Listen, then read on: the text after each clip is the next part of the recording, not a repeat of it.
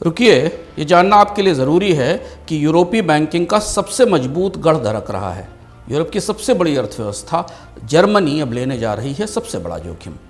Germany अपने banking sector का उदारीकरण करने वाला है। पूरे यूरोप में ज़बरदस्त बेचैनी है। आइए आपको बताते हैं माजरा क्या है।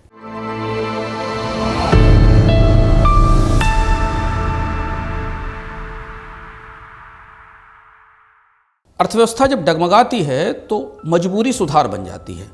जर्मनी की नई सरकार बैंकिंग सेक्टर को डीरेगुलेट करने जा रही है। कर्ज देने के नियम आसान होंगे, बैंकों के लिए पूंजी की शर्तें उदार होंगी, नियमों की सख्ती कम होगी। बैंकर्स का कहना है कि 2008 के संकट के बाद जो सख्ती की गई थी उससे उनके हाथ बंध गए हैं।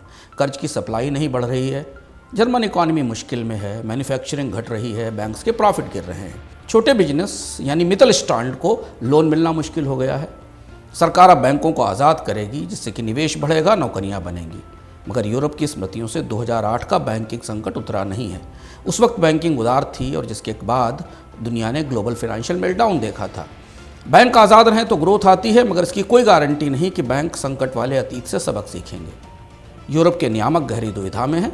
चक्र वापस घूम रहा है। जर्मनी यूरोप का सबसे सख्त बैंकिंग मॉडल है। अगर ये उदार हुआ तो यूरोप के अन्य देश भी दबाव में आएंगे।